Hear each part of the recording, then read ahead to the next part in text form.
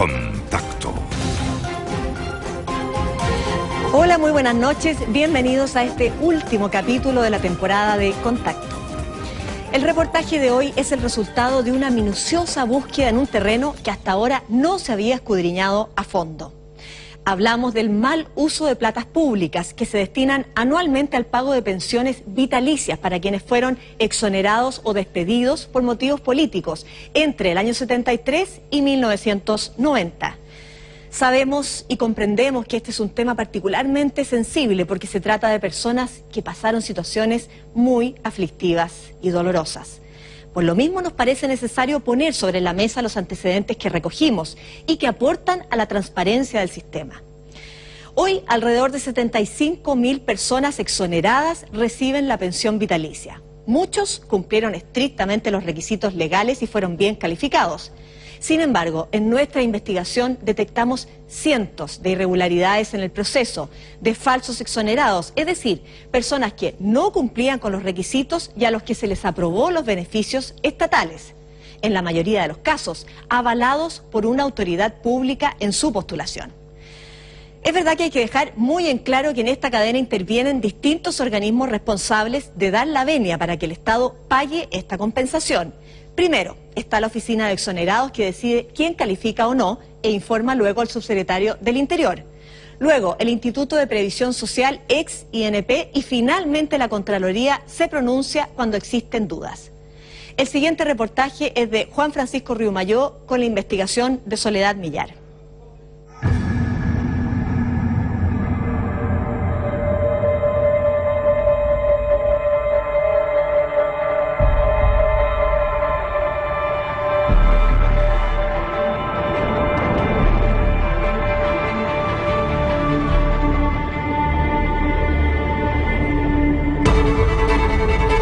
Vamos tras los pasos de quienes reciben una pensión mensual y de por vida como compensación porque los despidieron por motivos políticos durante la dictadura.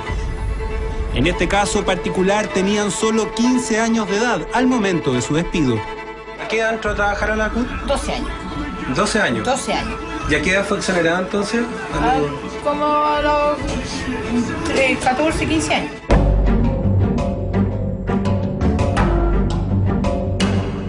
Lo que pasa es que el tema es por qué en el fondo era exonerada cuando usted tenía solamente 15 años. Esa es la pregunta.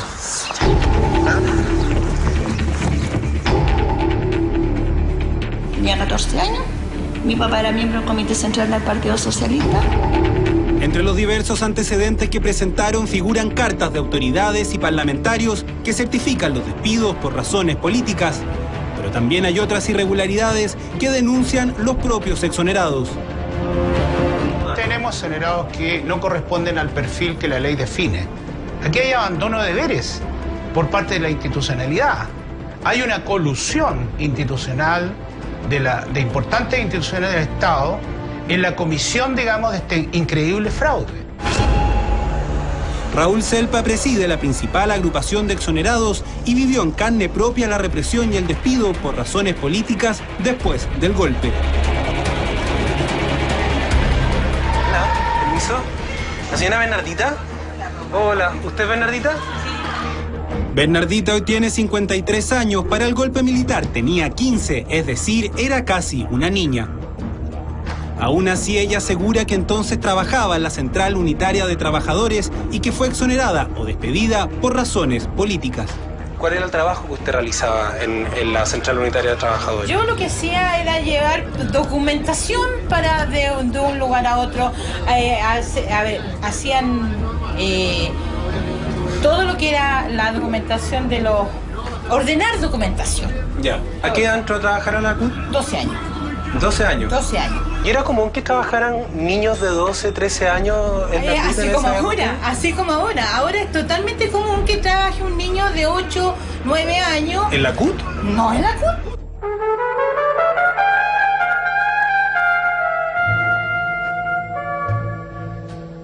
Como Bernardita se declaró exonerada política desde el año 2003, recibe cada mes y de por vida una pensión por parte del Estado de 142.000 pesos. ¿Contrato, por ejemplo, pudo presentar u otro tipo de documento? O sea, no, finiquito tampoco, ¿no es testigo? ¿No es testigo? Nada más. No es testigo, no me recuerdo, ¿qué más? ¿Contrato de trabajo presentó, no? La carta de la CUT. Sí, claro, la carta misma de la CUT. Pese a que no se acuerda, Bernardita presentó este contrato de trabajo de la época. Además, incluye entre sus antecedentes este certificado firmado por el actual presidente de la CUT, Arturo Martínez. Los documentos indican que Bernardita ingresó a trabajar a la central con 13 años de edad como encuadernadora de documentos y junior en la sede de Santiago con una jornada de 11 horas diarias.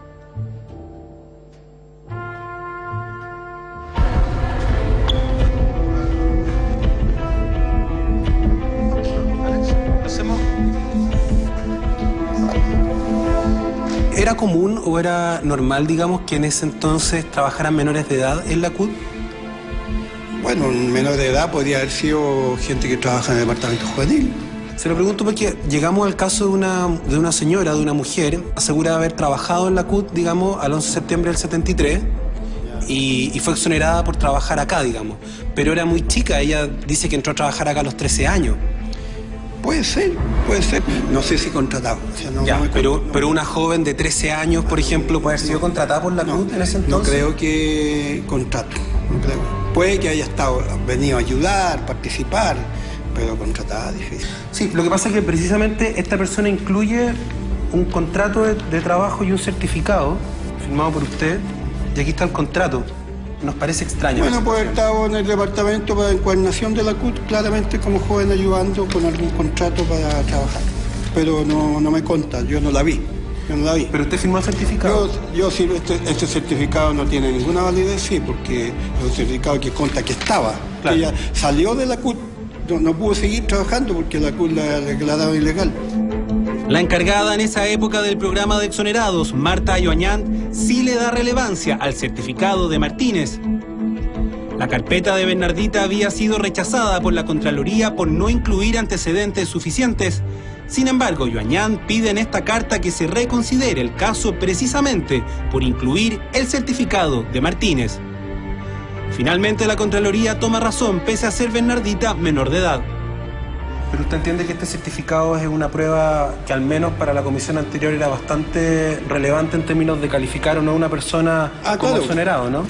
A nosotros nos pedían un certificado que dijera si esta persona estaba o no ahí. No estamos diciendo que esa persona era contratada, que tenía contrato, que en posiciones, nada.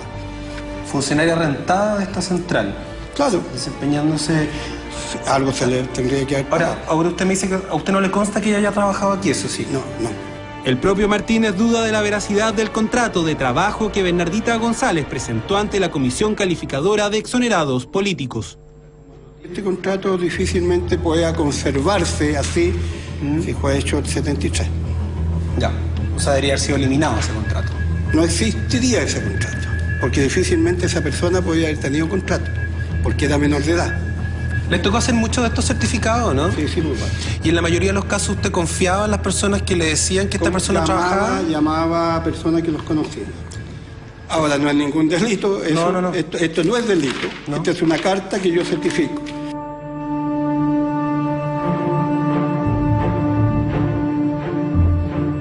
Hasta ahora nadie había investigado el contenido de la información que guardan estas miles de carpetas. Corresponden a los antecedentes presentados por 275.000 personas que han solicitado una pensión del Estado argumentando un despido por razones políticas durante la dictadura militar. Como podría hacerlo cualquier chileno y por tratarse de información pública, solicitamos 1000 carpetas para revisar.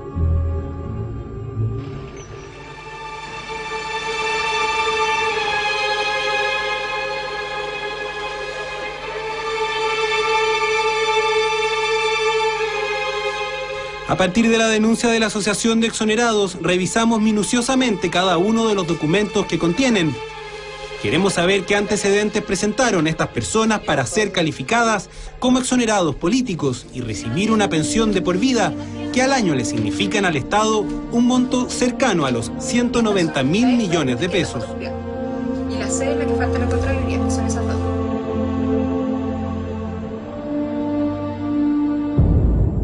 Encontramos documentos falsificados como este del MIR, casos de personas como Bernardita que fueron supuestamente despedidas de sus trabajos cuando eran menores de edad, personas que postularon y que nunca habían trabajado, carpetas y pruebas objetadas por la Contraloría y cerca de 200 certificados emitidos por autoridades, entre ellos dirigentes sindicales, seremis, gobernadores, alcaldes y parlamentarios, avalando las postulaciones.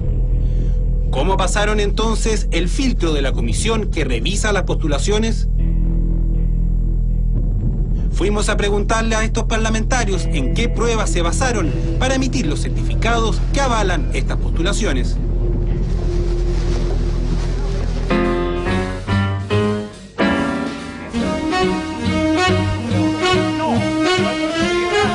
Había un ambiente de mucha confrontación, de mucha turbulencia social, que auguraba, digamos, momentos dramáticos para el país.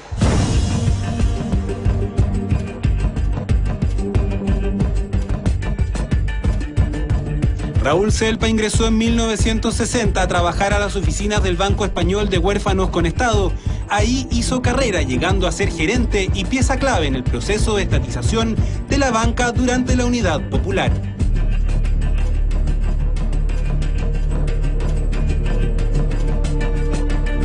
¿Usted recuerda el último día que entró por estas puertas o no? Sí. El 11 de septiembre. ¿Cómo venía usted ese día? ¿Qué pasaba por su cabeza? Bueno, muy apurado, muy temprano en la mañana y muy apurado.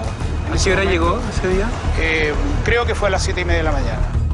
A partir de este día nunca más podrá volver a su oficina. ¿Cuántos años tuvo usted sin pasar por esta esquina? Bueno, fuera del casi año que estuve en la clandestinidad, 5 años más que estuve preso, varios años más, no puedo precisar, 3 o 4, en que me producía cierta fobia. ¿Por qué fobia? Fobia por creo que un sentimiento natural, digamos, que despierta, tomando en consideración la experiencia que a mí me tocó vivir. Tenía en términos de recuerdo, en términos de sentimiento, esta esquina, ¿no? Esta esquina y lo que ella representaba.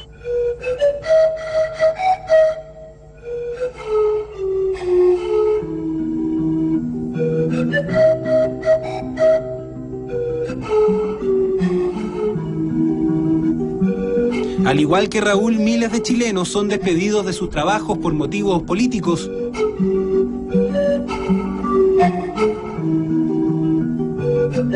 Veinte años más tarde, el gobierno de Patricio Aylwin decide crear una ley para reparar el perjuicio provocado a los exonerados.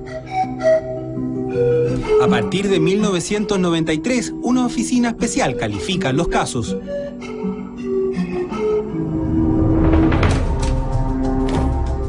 Francisco Pinto fue el primer encargado del proceso de calificación entre los años 1993 y 1995.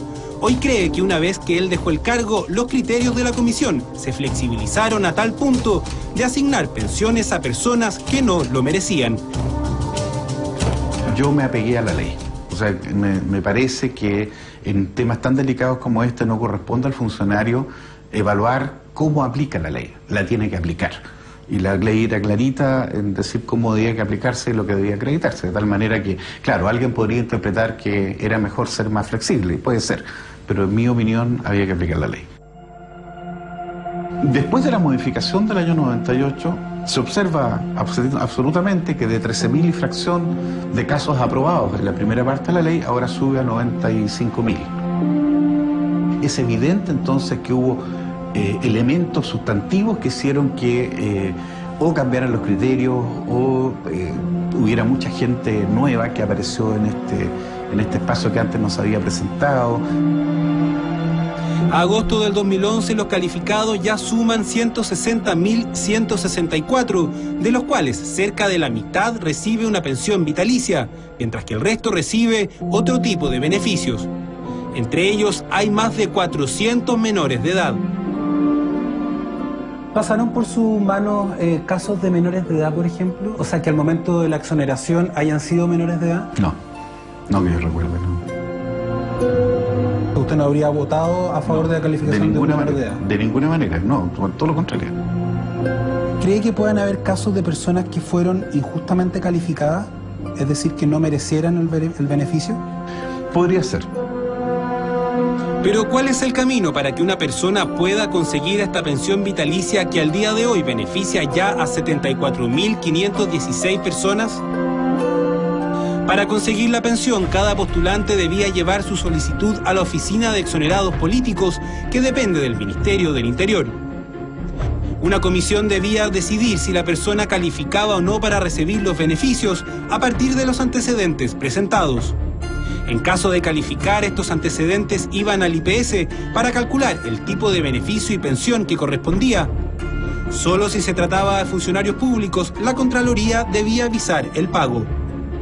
Finalmente, la Oficina de Exonerados emite la calificación con la venia del subsecretario de Interior y el presidente de la República.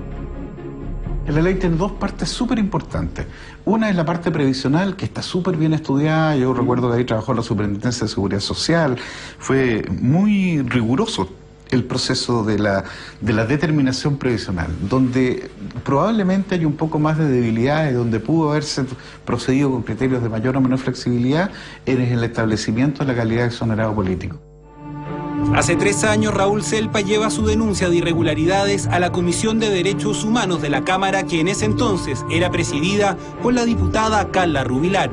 Ella, junto al diputado Tucapel Jiménez, eran partidarios de investigar. El periodo de desaparición, de tortura, de prisión y de exoneración, el grueso, y así se demuestra en el informe Balich y en el informe Rettig, eran los años primeros posteriores al golpe de Estado.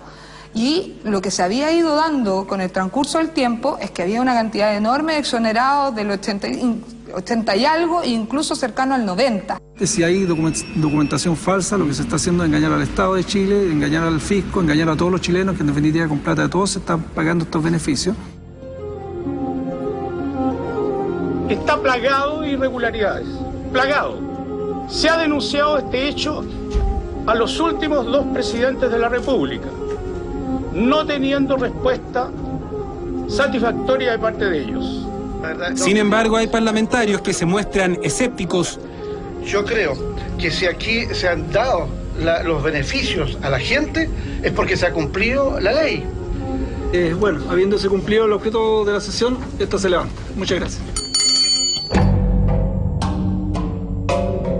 Finalmente, la mayoría de los miembros de la comisión decide no investigar. Luego veremos que el nombre del diputado Sergio Ojeda también aparece en varias de estas carpetas avalando las solicitudes de pensiones. Yo lo encuentro de la máxima gravedad y yo quiero ser muy clara. Cuando uno ocupa recursos que iban destinados a la reparación de, en este caso, exonerados, para personas que no lo eran, para personas que por mucha deficiencia económica o necesidades hayan tenido, se hayan ocupado estos recursos para eso, a mi juicio, constituye un fraude al fisco. Y si ha contribuido alguna autoridad, es más grave. O sea, aquí no debe haber ninguna duda que se debe investigar y sancionar. O sea, yo creo que lo principal es investigar y aplicar todo el rigor de la ley a estas personas inmorales, inescrupulosas, porque acá en el fondo lo que se está haciendo es engañar al Estado. Yo, sin ser abogado, entiendo que cuando tú engañas al Estado, en el fondo estás haciendo un fraude contra el fisco de Chile. Si es plata de todos los chilenos que se va a personas que nunca fueron exoneradas. Pero, ¿le parece a usted que es un fraude al fisco? Yo lo vería, yo no te digo, no soy abogado, pero cuando se engaña al Estado, ¿no es cierto? Yo creo que esa es la figura que se podría crear. Ella es Aide del Pilar Llanos. Hoy recibe una pensión mensual y de por vida como exonerada política en la dictadura. Aide, disculpe, hola, buenos días. Mire, soy periodista de Canal 13. Lo que pasa es que el tema es por qué en el fondo era exonerada cuando usted tenía solamente 15 años. Esa es la pregunta. ¿Ah? Si me puede contar también por el tema de por qué tiene un certificado firmado por el diputado Carlos Harpa. En su carpeta incluyó este certificado del diputado de su zona, Carlos Abel Jarpa, en mayo del año 2001. ¿Le ha tocado emitir muchos de estos certificados, firmar, digamos, y entregar estos documentos a las personas que están solicitando la pensión? Nosotros hemos estado en contacto permanentemente. Yo hablo de mi zona con gente que sí, a la respuesta que usted me señala, sí. Ya. Pero lo hemos hecho siempre tratando de tener la mayor exactitud. A gran parte de ellos los conocemos. ¿Qué antecedente pide usted para emitir uno de estos certificados? Muchos de ellos los conocemos. ¿Cuántos certificados calcula usted más o menos que ha entregado en los últimos años de este tipo? Varios. 50, 100, 200, 500, 1000, unos 1000, más de 1000. ¿No tiene nada que decir respecto a eso?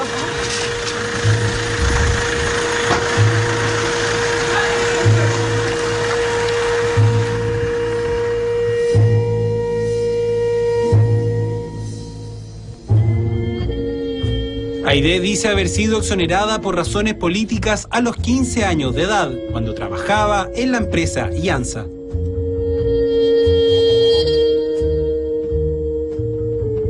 Ella presentó un certificado firmado por usted. Lo que nos parece extraño en el caso de ella, eso sí, es que ella tenía 15 años al momento de su exoneración. Es decir, era menor de edad. Y además presenta unas declaraciones juradas de testigos que señalan que ella trabajaba de lunes a sábado en una jornada, digamos, de 8 horas diarias.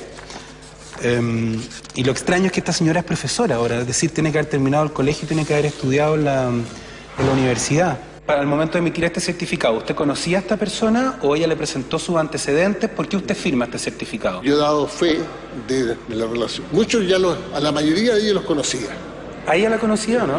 No. O en cuanto se entregan miles de certitudes, por supuesto que en muchos de ellos, en algunos de ellos podemos haber cometido errores. O sea, ¿usted asume que quizás en este caso se puede haber cometido un error? Por supuesto. Mónica Alvarado también era menor de edad al momento de su despido. Solo tenía 15 años. Pero lo que más nos llama la atención son las inconsistencias en torno a dónde trabajaba al año 73. Ella postuló a la pensión argumentando que era funcionaria del Partido Socialista. Sin embargo, al momento de ser consultada, su versión es diferente. Tenía 14 años. Mi papá era miembro del Comité Central del Partido Socialista. Allí había unos talleres laborales y después del trabajo nos íbamos un poco a trabajar allá, donde habían unos niños que cuidábamos a los hijos de los trabajadores de allá. ¿Después del trabajo o después del estudio? Después de los estudios. Yeah. Yo estudiaba. Y yo era la que repartía las correspondencias. Ya.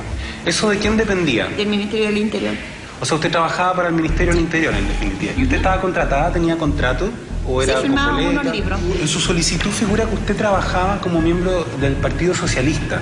Entonces, por eso me interesaba saber un poco si era del Ministerio del Interior o del Partido Socialista que usted dependía. Del Partido Socialista. Porque mi papá era miembro del Comité Central del Partido Socialista y yo le servía a ellos. Claro, usted me acaba de decir que usted estaba contratada en el Ministerio del Interior. O sea, el Ministerio también del Ministerio del Interior dependía de eso.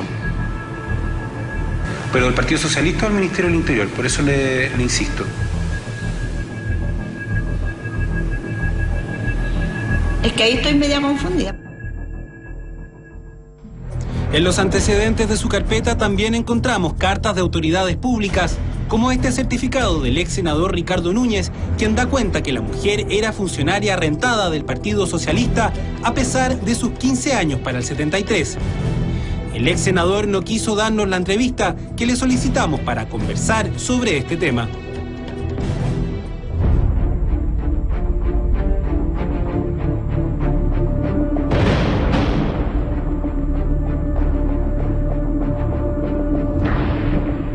Entre las 1000 carpetas que revisamos aparecen los nombres de 5 parlamentarios en ejercicio firmando certificados y avalando antecedentes de chilenos que tramitaron pensiones de exonerados.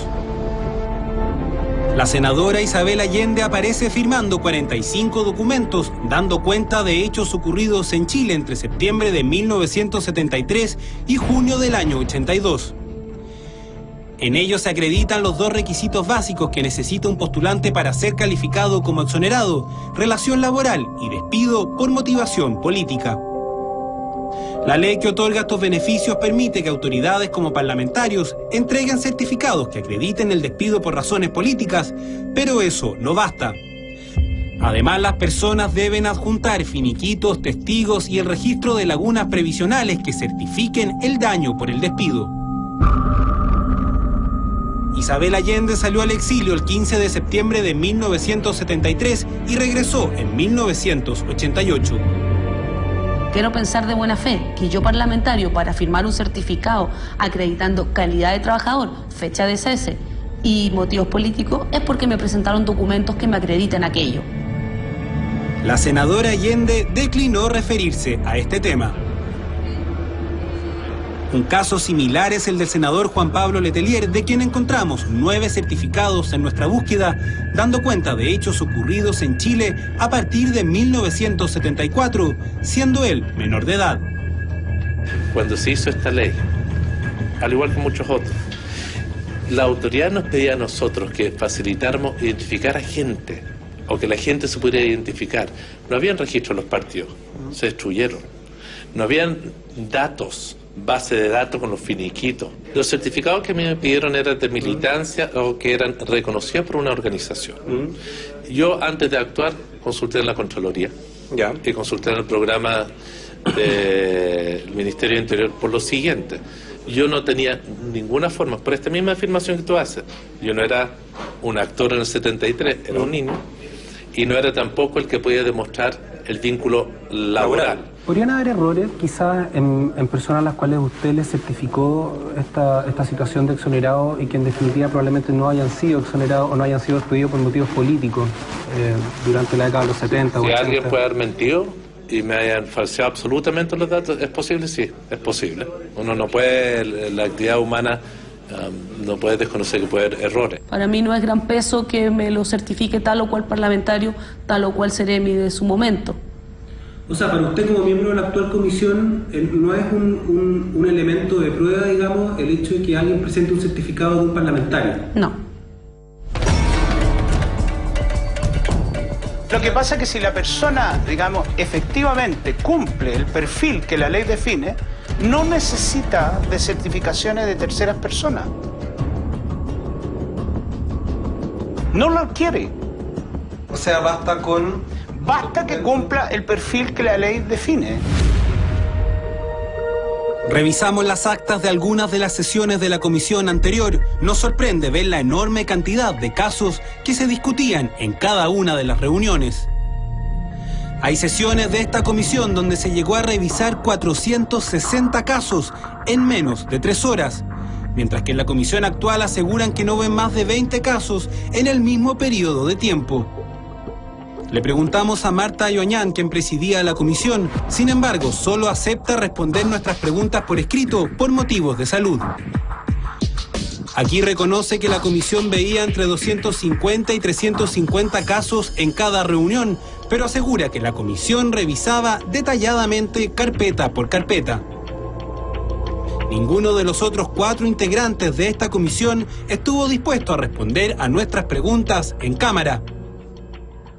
En nuestra investigación también encontramos 7 certificados firmados por el senador Alejandro Navarro, que al momento del golpe militar también era menor de edad.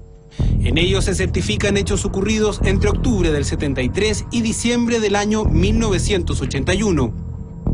Estos certificados dan cuenta que los despidos de estas 7 personas fueron por motivos políticos, pero todas estas carpetas fueron objetadas por la Contraloría General de la República. En este documento emitido por el organismo se señala que las empresas a las que hace referencia el senador no eran intervenidas por los militares al momento de producirse los despidos. Hay un listado de empresas calificadas, digamos, de acuerdo, la ley también define el perfil que deben tener las empresas exoneradoras. No cualquier empresa pudo haber exonerado políticamente, porque acá tenía que existir la responsabilidad del Estado en la exoneración política. Lo que hicimos muchos parlamentarios es decirle, sí, lo conozco, tengo la convicción de que fue exonerado, de que es una persona que trabajó en el Estado y de que tuvo que huir so pena de su vida y de que no tiene antecedentes. Yo puedo acreditar por la historia de él, de su familia, de su entorno, del sindicato, de que sí, efectivamente fue exonerado. Y por tanto, la prevención era, ¿conocemos a don Juan Pérez? Sí. Y muchos chilenos creemos que Arturo Prat saltó a la Esmeralda al Huáscar. O sea, te das cuenta porque tenemos historia, porque confiamos en la historia, porque hay quienes nos han narrado un hecho histórico y que lo damos como verdadero. Pero usted se está contradiciendo, porque por un lado me dice que usted conocía de cerca cada uno de los casos que certificó y por otro lado ahora me está diciendo que certificó hechos que ocurrieron cuando usted tenía 15 años a partir de lo que se comentaba, de lo que se decía. Entonces, ¿es lo uno o lo otro? Son ambos. Son ambos. O sea, no los conocía todos. Cuando alguien me dice, mira, mi padre fue exonerado, y yo conozco... O sea, no los conocía todos, digamos, las personas que emitió certificado. Eso es lo que me está diciendo al comienzo. No los conocía cuando tenía 9 años, los conocía con posterioridad. ¿Cuántos certificados, cuántas personas llevó usted, digamos, con este tipo de...? Decenas, muchas, cientos, tal vez cientos. Lo que pasa es que nos llama la atención, en particular en su caso, encontramos varios certificados, digamos, de personas que trabajaban en determinadas empresas que al momento de su despido no están intervenidas, y de hecho esos casos fueron cuestionados por la Contraloría. Entonces, por eso le pregunto qué resguardos tomaban ustedes, porque... La verdad es que nosotros no compartimos el criterio de la Contraloría. ¿Usted mantiene en el fondo su postura en relación a que fue correcto emitir esos certificados? Absolutamente, fue correcto, porque buscábamos reparar. Toda aquella persona que fue perseguida, aquellas empresas que quebraron en la Unidad Popular, que fueron, digamos, tomadas por el Estado, yo creo que son merecedoras de apoyo. Pero la ley establece un perfil súper claro, concreto. Sí, pero la ley es relativa.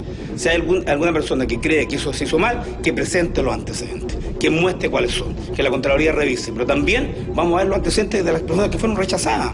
Entonces... Pero en este caso la Contraloría ha revisado, la Contraloría ha objetado, y sin embargo usted dice que eso no le merece, digamos, mayor valor. Así es. ¿Sabes por qué? Porque en definitiva hay un grado de relativismo. En noviembre del 2010, el gobierno envía a la Comisión de Derechos Humanos de la Cámara de Diputados una serie de antecedentes sobre irregularidades en el proceso de calificación de cientos de exonerados políticos. Quien preside desde esa fecha hasta hoy esa comisión es el diputado Sergio Ojeda, el mismo que realizara una férrea defensa del sistema de calificación durante la denuncia de Raúl Selpa en la sesión del año 2008.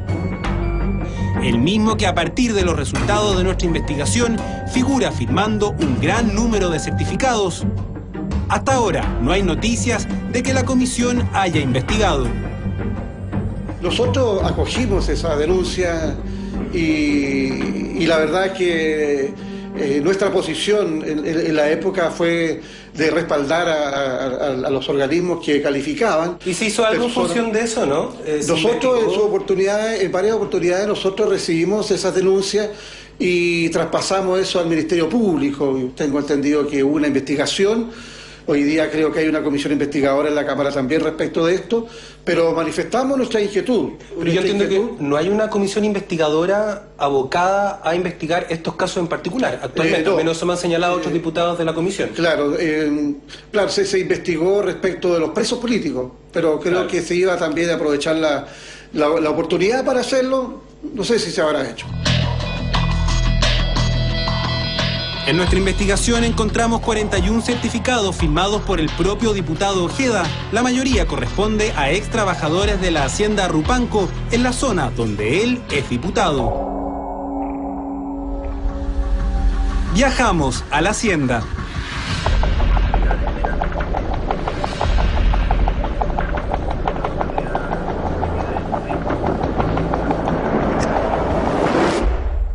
Aquí hay parlamentarios que fueron elegidos con el voto, digamos, de candidatos a ser calificados como exonerados políticos, cuyas solicitudes fueron tramitadas en esas oficinas parlamentarias. En el caso de Sergio Ojeda, ¿han recibido ustedes denuncias reiteradas en términos de emisión de certificados?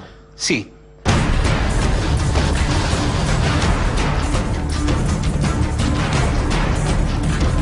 Queremos saber cómo accedieron estas personas a los certificados de Sergio Ojeda.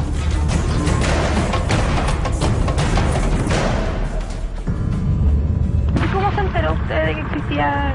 Pues aquí lo enteramos una vez cuando vino a reunión con, ¿cuánto se llama? Este caballero Tejeda. ¿Qué caballero? Tejeda. Uno que es esto de la democracia cristiana, pues, de aquí en Osorno. Ojeda, sí. ¿El diputado? Diputado. Ah, ya. ¿Él vino a una reunión? Sí, vino a una reunión y ahí nos informó a nosotros y dijo que ahí teníamos beneficios Y si lo inscribamos, pero nunca hacer nada, todavía estoy esperando. La mayoría postuló y muchos esperan sus pensiones hasta el día de hoy. Hay antiguos trabajadores de la hacienda que hoy en día viven en Osorno y que acceden a hablar con nosotros a rostro descubierto. Que ya esto se había hecho en otros lugares. Ya llegaron a oídos de algunos dirigentes de nosotros y después el diputado Sergio Ojeda, que también dio un poco de información. Pero usted también incluyó una carta, ¿no? Del diputado en su... Sí, se hacía con... ¿Por aquí? Si en el fondo tenían como la... Es que era como un respaldo, ¿no? Respaldo más creativo. Porque las cosas en este país siempre se hacen con un personero que tenga autoridad en el gobierno. Porque uno solo muchas veces no lo escucha.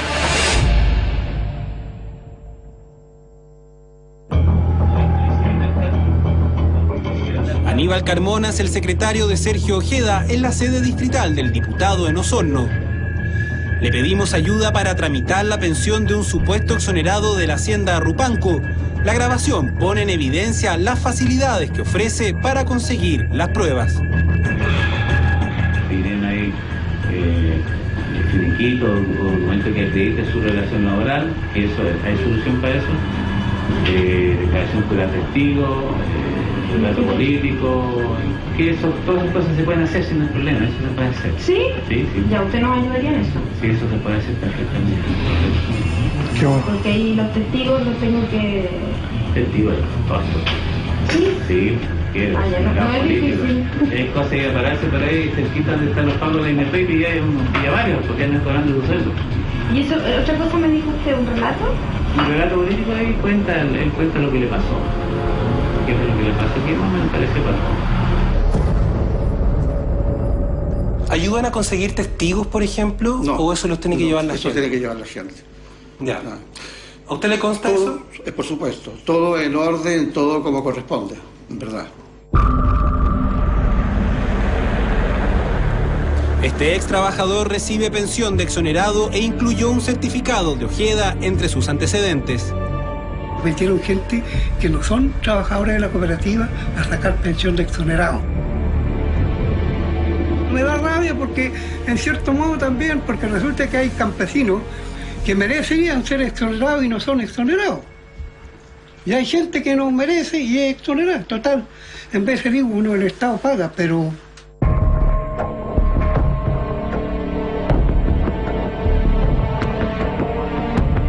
Un ex colaborador del diputado Sergio Ojeda ratifica estas denuncias. Era como un secreto a voces. Lo más grave de todo lo que he hablado es el tema de los votos. Me consta que el tema de exonerados políticos es una fábrica de votos. ¿Usted ha conversado el tema con el diputado? ¿Le ha planteado la posibilidad de que él pudiera estar firmando certificados a personas que en realidad no califican como algunas exonerados? veces, algunas veces. ¿Y quién le ha planteado, él? No me corresponde a mí. No me corresponde, que ese es chisme barato. ¿Eso dice él? Chisme barato. Sí, copucha, son inventos. La mitad de estos certificados fueron emitidos en años de elecciones parlamentarias o presidenciales. Las personas que han denunciado estos hechos, digamos, de que en el fondo los certificados de parlamentarios hubiesen servido como prueba ante la comisión, ellos aseguran que en el fondo se entregaban estos certificados sobre todo en periodos de campaña electorales, un poco para amarrar a los electores. Entonces yo le quiero preguntar derechamente a usted, si es que eso es así, al menos en su circunscripción. No, yo creo que eso es falso. Nosotros, mi oficina parlamentaria se ha caracterizado siempre por atender a la gente en todo momento, sin esperar la campaña parlamentaria. Y eso lo pueden decir los exonerados políticos que han sido beneficiados y todas aquellas personas que concurran a mi oficina, o como concurren también a otras oficinas que también han ayudado y también han colaborado con los exonerados políticos. Ahora, diputado, ¿por qué entregar un certificado de un parlamentario si es que la persona reúne las pruebas suficientes para calificar como exonerado? Porque la ley autorizaba que nosotros pudiésemos certificar o pudiésemos corroborar la situación. ¿Pero para qué? Corroborar con el objeto de contribuir para que ellos tengan pruebas más completas. estos certificados no son determinantes para acreditar o justificar una exoneración, porque quien tiene, verdad, la última palabra es quien está calificando, que es el presidente de la República a través de la oficina de exonerados políticos. Pero son un medio de prueba, ¿no es cierto? Los certificados. Claro que sí, pero con absoluta responsabilidad y con absoluta seriedad. ¿Cuántos certificados ha emitido usted, ha firmado usted? No me recuerdo. Pero estamos hablando del orden de 1000, de 500... No sé, mucho menos que esas cantidades, sí. ¿Usted conoce a las personas a quienes les entrega uno de estos documentos? Por supuesto. ¿Los conoce directamente? Por supuesto que sí. Para estos dos miembros de la actual comisión calificadora de exonerados, los antecedentes que reúnen las carpetas con certificados de Ojeda son insuficientes. De hecho, en la mayoría de los casos no vemos lagunas previsionales durante la década del 70, por lo que se entiende que estas personas nunca estuvieron sin trabajo. Nosotros investigamos, encontramos varios certificados, entre ellos varios suyos, de personas que no tenían lagunas previsionales, por ejemplo, o donde los relatos eran exactamente iguales. Entonces nos parece extraño, digamos, que se emiten este tipo de certificados cuando la persona al parecer nunca estuvo sin trabajo, ¿me entiende? No, los certificados fueron entregados en su mérito, como correspondía. ¿A qué se refiere con eso? Que estaba de acuerdo con su calidad de exonerado y que lo tenían y que habían sido realmente expulsados de la administración pública. Otra arista de nuestra investigación nos lleva a la falsificación de documentos. Existen casos en los que estos se utilizaron para conseguir pensiones de exonerados. Su origen podría estar vinculado a la propia oficina del programa de exonerados políticos. La sorpresa fue total cuando los funcionarios de la actual administración llegaron a ocupar estas oficinas. En uno de los computadores se encontraron una serie de certificados tipo, evidenciando lo fácil que es emitir uno de estos documentos. Este computador estaba en la oficina de exonerados políticos cuando asumió la nueva administración, y después de pasar varios meses la persona que lo estaba ocupando pudo detectar en uno de los archivos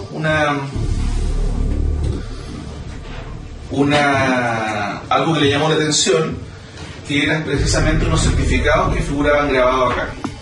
¿Qué son esos certificados? Son certificados de tiempo servido de determinadas personas. ¿Tiempo servido en la empresa? Exactamente, que lo acreditan como trabajadores de una cooperativa. Pero es un documento de Word que puede ser cualquier persona, o sea...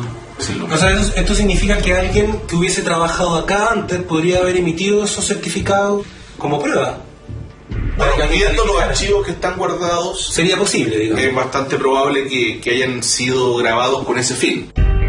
En el computador también apareció el certificado tipo de un movimiento político. Aquí aparece un certificado del MIR que indica que una persona determinada habría sido funcionario rentado de ese partido político. Es el tipo de certificado y formato de aquel que aparece en algunos expedientes dando cuenta de la calidad de funcionario de uno de los partidos. ¿Se han topado con este tipo de certificados firmados? Sí, hay un par, ¿no? Pero no aparecen ni de esa persona, ni firmados, digamos, con las personas que aparecen aquí, digamos. O sea, está el formato, pero con otros nombres. Al parecer, esto fue lo que ocurrió con esta mujer de la localidad de Tomé, Aurelia Daroch. En los archivos del programa de exonerados, ella figura solicitando una pensión, pero Aurelia asegura nunca haber trabajado en ningún partido político.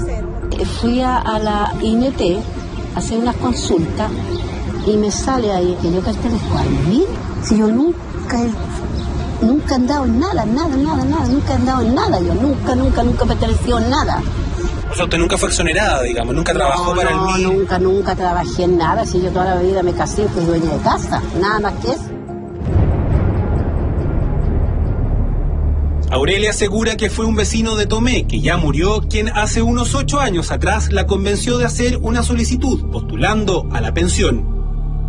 Y yo le dije, ahí yo no quiero meterme en tete, ¿entiendes? Yo tengo mi plata.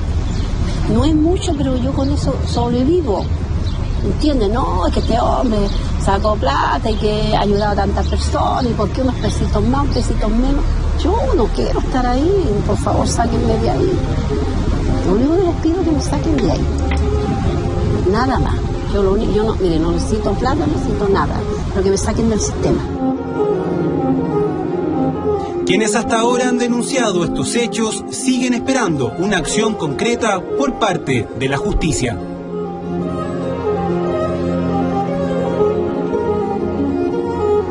Es posible presentar una postulación nueva para calificar como exonerado político, porque la ley cerró el plazo en el año 2004. Sin embargo, la comisión sigue vigente y funciona semanalmente, como veíamos, porque existen más de 100.000 carpetas de postulaciones que o no han sido revisadas o están entrampadas porque no cumplen con todos los requisitos que exige la ley para calificar como exonerado político. Y las personas deben seguir aportando antecedentes en la medida que les sean requeridos. Por eso creemos que nuestra investigación periodística cobra particular relevancia. En la medida que sigan calificando personas y que sean potenciales beneficiarios de estos dineros, es importante que el proceso sea cada vez más transparente y apegado a los criterios que fijó la ley, por amplios que estos sean. Estamos hablando de una cifra mayor. Son 190.000 millones de pesos comprometidos anualmente en el presupuesto para financiar estos beneficios compensatorios. Fondos que todos esperamos sean debidamente administrados, lejos de las irregularidades que hemos expuesto en el reportaje de esta noche. Concluimos así nuestra temporada. En nombre de todos quienes trabajamos en el programa, les quiero agradecer sinceramente su compañía durante todos estos meses y esperamos reencontrarnos pronto con más investigaciones al estilo de Contacto.